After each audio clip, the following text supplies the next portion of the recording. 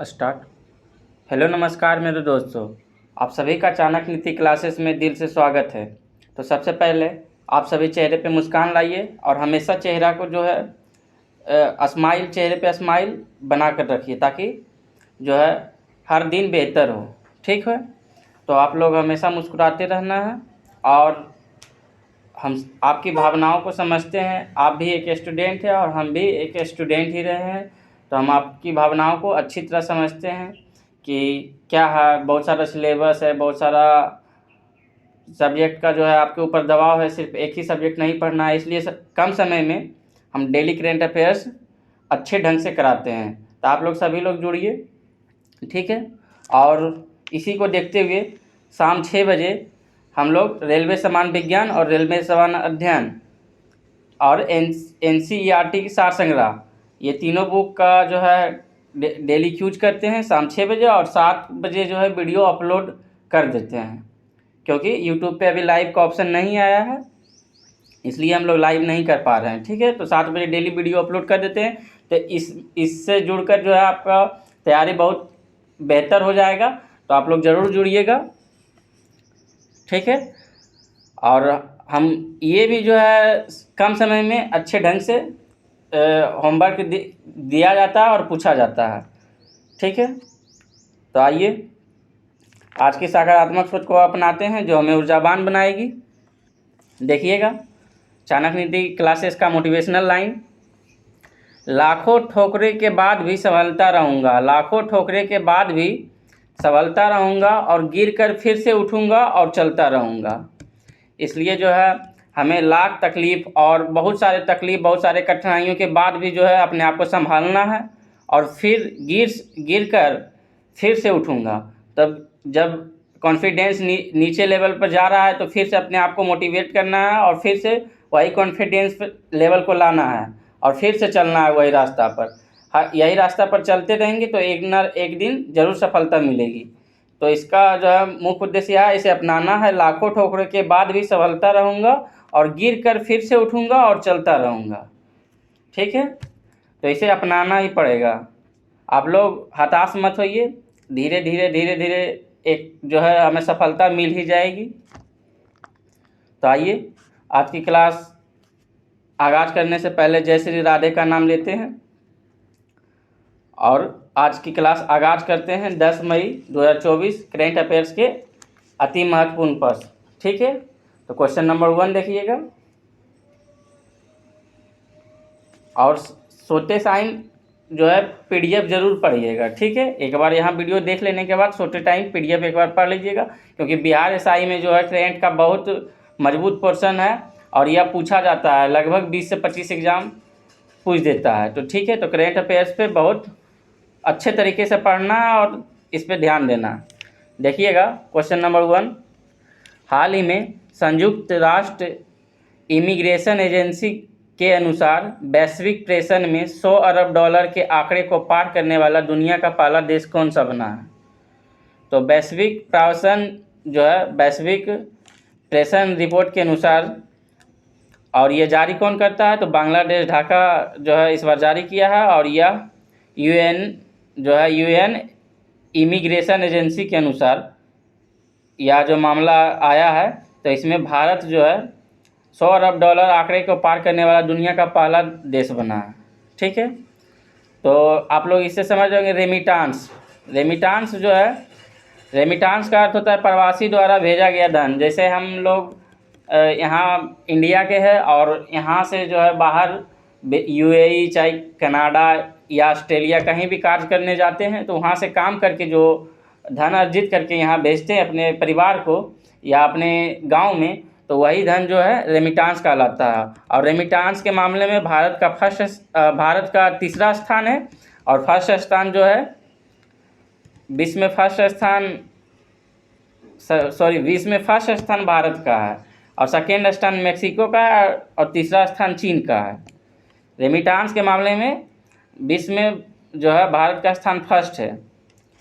यहाँ का लगभग $111 अरब जो है रेमिटांस में आया है, या $100 अरब को आंकड़े को पार करने वाला दुनिया का पहला देश बन गया है, तो लगभग $111 अरब, ठीक है। सेकेंड में मैक्सिको है, तीसरा में चीन है, और पाकिस्तान का नंबर जो है 6ठे क्रम में है, और बांग्लादेश का 8वां क्रम है। ठीक है, तो यहाँ इसका जो है टॉप 10 में हम लोग शामिल है। जैसे एशियाई देश का जो है टॉप 10 में हम लोग शामिल है। इंडिया से भी बहुत सारे मजदूर लोग जाते हैं, और सबसे ज़्यादा मजदूर जाते ही है, तब तो सबसे ज़्यादा हम लोग के पास रेमिटांस है। और उसके बाद पाकिस्तान से भी बहुत सारा लोग जाता है, बांग्लादेश से भी बहुत सारा विदेश काम करने जाते हैं। तो ये पाकिस्तान 6ठे क्रम और बांग्लादेश 8वें क्रम में आता है। ठीक है, क्वेश्चन नंबर 2 देखिएगा। हाल ही में महिलाओं के खिलाफ हिंसा से निपटने के लिए पहला कानून किसने अपनाया है? तो यूरोपीय संघ। ऑप्शन ए होगा यूरोपीय संघ। ये जो है महिलाओं के खिलाफ हिंसा से निपटने के लिए पहला कानून अपनाया है। यूरोपीय संघ जो है साइबर क्राइम, ऑनलाइन उत्पीड़न, हिंसा, जबरन विवाह, यह सब जो है अपराध के श्रेणी में आता है। EU जो बोल दिया है कि ये सब जो है महिलाओं के खिलाफ हिंसा से निपटने के लिए कानून अपनाया गया है, यूरोपीय संघ। ठीक है, और EU की स्थापना कब हुई?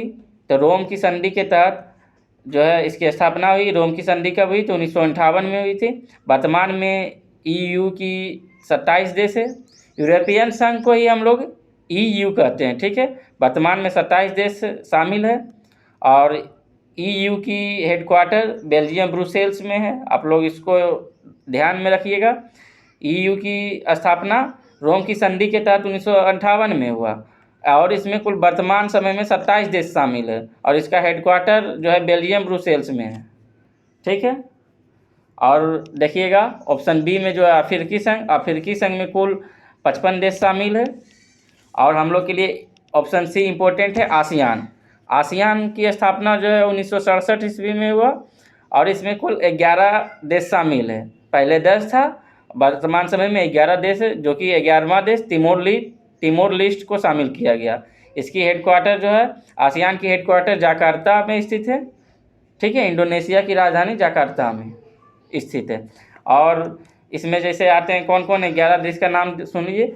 Myanmar, Thailand, Laos, Cambodia, Vietnam, Malaysia, Indonesia, Singapore, Brunei, Philippines. ठीक है, और तिमोर लिस्ट। कुल 11 देश आते हैं इसमें।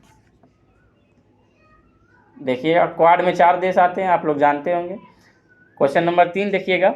हाल ही में AI के लिए ISO 42001 और 2023 प्रमाणन पर प्राप्त करने वाली दुनिया की पहली IT कंपनी कौन सा है? तो इन्फोसिस जो है यह दुनिया की पहली IT कंपनी है, जो कि ISO 42001 2023 प्रमाणन प्राप्त हासिल किया है।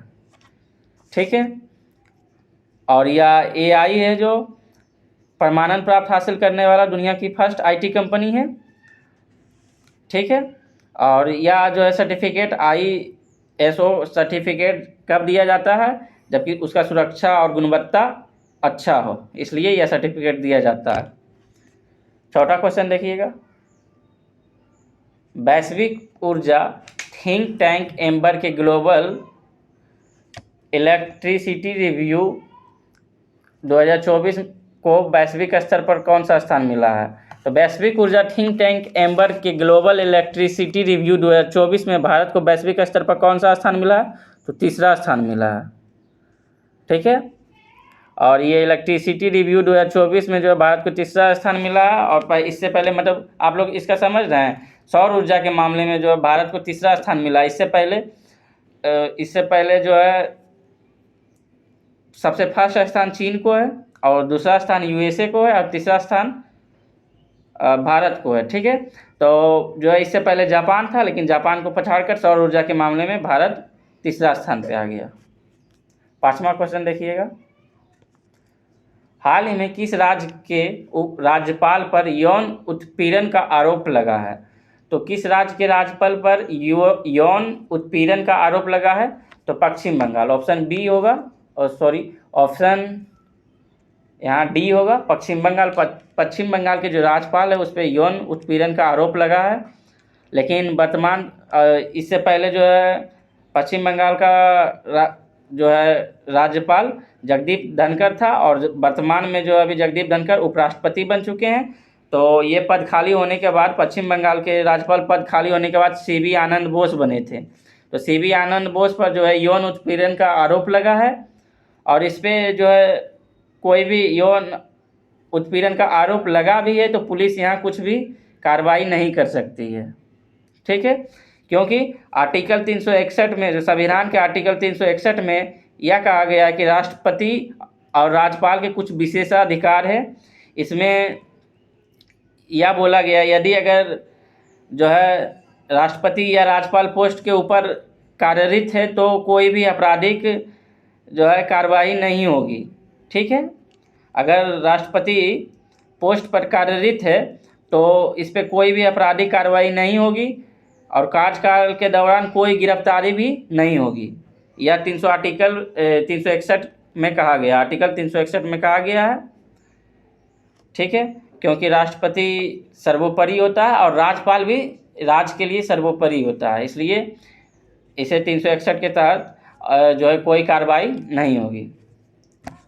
बताइएगा, राज्यपाल आया है तो बताइएगा, फर्स्ट महिला, भारत की फर्स्ट महिला राज्यपाल कौन थी? तो सरोजनी नायडू, जो कि यूपी की बनी थी। ठीक है, इसको ध्यान रखना है।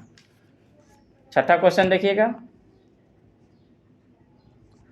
हाल ही में स्कॉटलैंड के प्रथम मंत्री पद पर किसे नियुक्त किया गया? तो जॉन स्वीनी को। स्कॉटलैंड के प्रथम मंत्री पद पर किसे नियुक्त किया गया? जॉन स्वीनी को। अब बताइए आप लोग, स्कॉटलैंड की राजधानी कहाँ है? तो एडिनबर्ग। ठीक है, और ये जो जॉन स्वीनी है किस पार्टी से संबंधित है? तो स्कॉटिश नेशनल पार्टी। ठीक है, स्कॉटिश नेशनल पार्टी से यह संबंध रखता है। ठीक है, इसको ध्यान रखिएगा। स्कॉटलैंड जो है यूके में पड़ता है, जैसे यूके का जैसे आप लोग न्यूज़, इसमें 4 आता है, स्कॉटलैंड और नॉर्थ आयरलैंड, इंग्लैंड, वेल्स और स्कॉटलैंड। ठीक है, इसको ध्यान रखिएगा। 7वां क्वेश्चन देखिएगा, हाल ही में वायुसेना ने कहाँ ऑपरेशन बॉम्बी बकेट चलाया है? तो वायुसेना ने कहाँ ऑपरेशन बॉम्बी बकेट चलाया है? तो उत्तराखंड में चलाया है। बॉम्बी बकेट जो है क्यों चलाया गया? तो जंगलों में आग लगने के कारण जो है वायुसेना द्वारा ऑपरेशन बॉम्बी बकेट चलाया गया। इसमें जो हेलीकॉप्टर में बॉकेट लगाकर पानी को ऊपर ले जाया जाता है, और उसके बाद वह जो जंगलों में इसका छिड़काव किया जाता है पानी को, और इसका कंट्रोल जो है वायुसेना के द्वारा यह जो है ऑपरेशन चलाया गया। और ऑपरेशन आया तो कुछ महत्वपूर्ण प्रमुख ऑपरेशन देख लेते हैं, जो कि एग्ज़ाम की दृष्टि से बहुत महत्वपूर्ण है।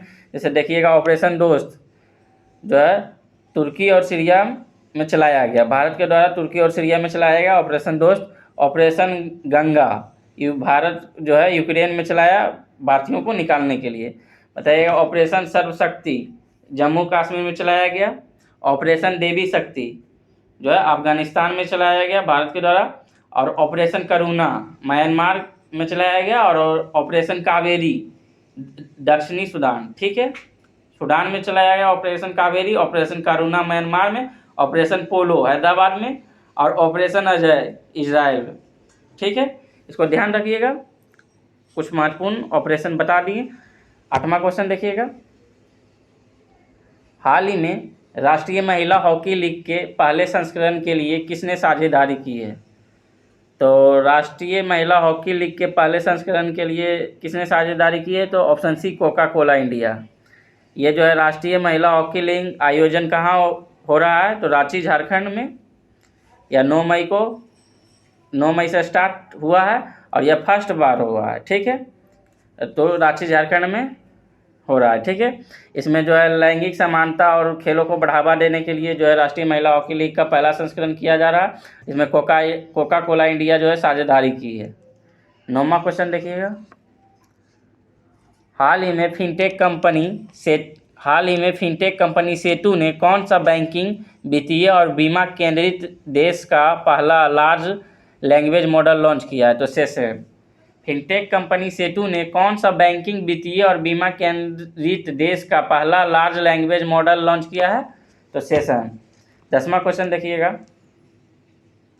हाल ही में कृषि कल्प ने किस उत्पादक संगठनों के लिए भारत का पहला त्वरक कार्यक्रम लॉन्च किया है? तो बेंगलुरु। ठीक है, ये कृषि कल्प ने किसान उत्पादक संगठनों के लिए भारत का पहला त्वरक कार्यक्रम कहाँ लॉन्च किया गया है? बेंगलुरु।